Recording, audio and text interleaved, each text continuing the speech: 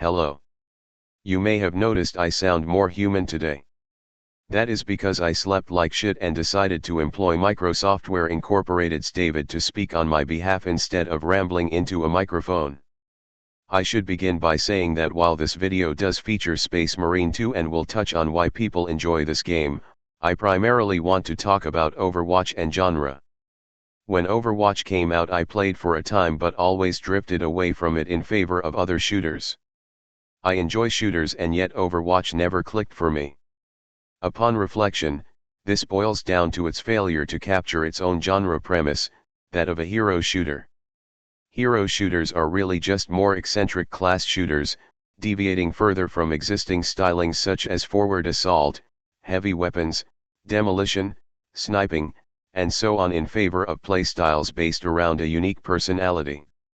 Overwatch successfully captures only one half of the equation, the personality. Each hero is distinct and memorable in terms of tone and presentation, and their toolkit reflects that personality. The issue is the second half, shooting. Blizzard has struggled to get players to enjoy non-DPS characters, and I think it isn't that people can't cooperate or strategize. It is that half of the roster does not meaningfully supply players with one of the genres. Sure, there is Ashe and McCree, but Mercy and Reinhardt don't spend much time in direct combat. Overwatch was originally built around characters fulfilling unique roles. Blizzard implemented this by making characters bad at everything except their designated role. As such, players are forced to rely on each other.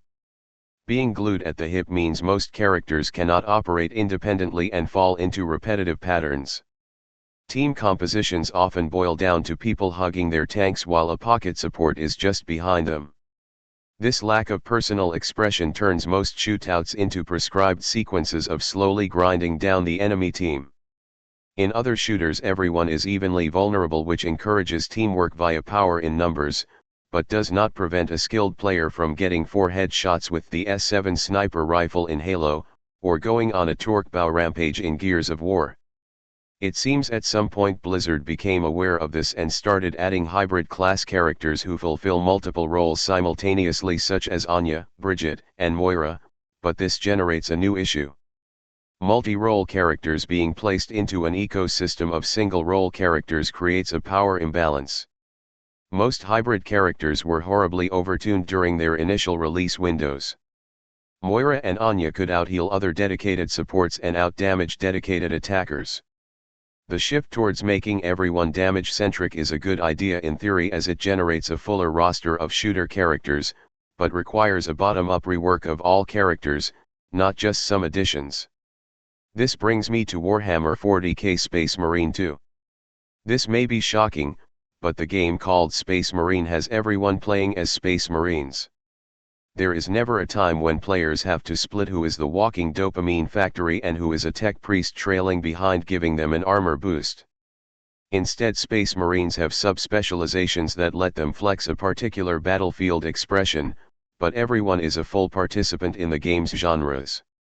Snipers can knife fight in CQC and Assault Marines can pick off key targets with a bolt pistol. Put simply, Overwatch forces characters to compensate for each other, while Space Marine has players working towards a shared goal in their own preferred way. This emphasis on full-fat gameplay mechanics has rendered Space Marine 2 very popular. Earlier I mentioned that Overwatch has two primary genres, hero designs and shooting mechanics. I omitted its third genre influence, that of MOBAs.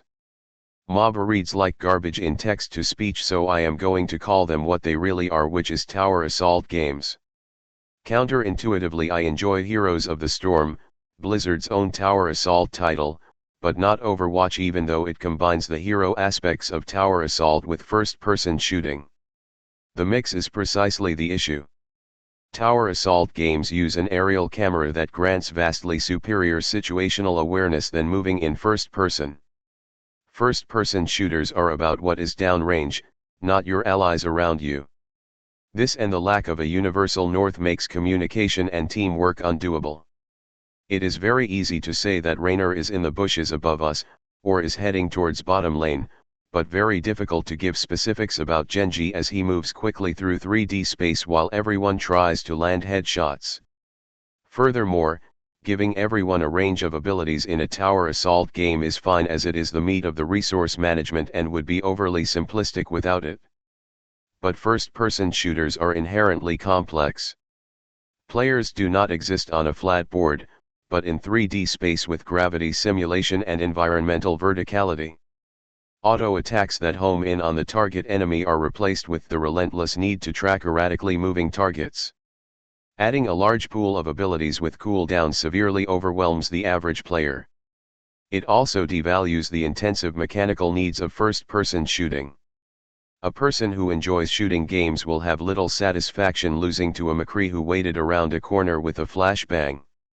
Similarly, players who enjoy the large-scale battlefield planning and resource management of tower assault will be displeased losing to someone who makes bad tactical choices but has disproportionately high damage output because of how often they can flick-shot people.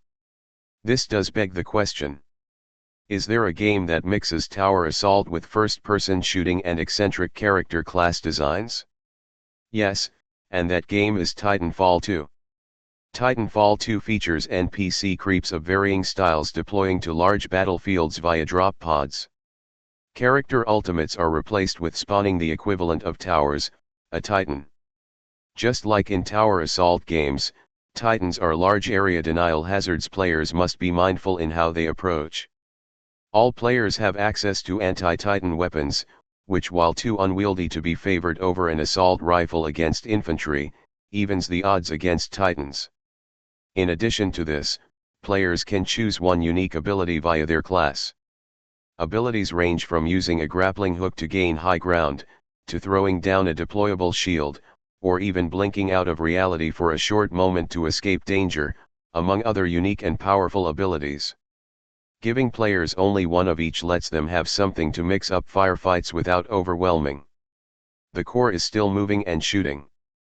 When people say Titanfall is special, it is not just the fun platforming or the mecha anime influence, it is how seamlessly it blends a myriad of genres without suffocating any of them, something Overwatch has not been able to achieve.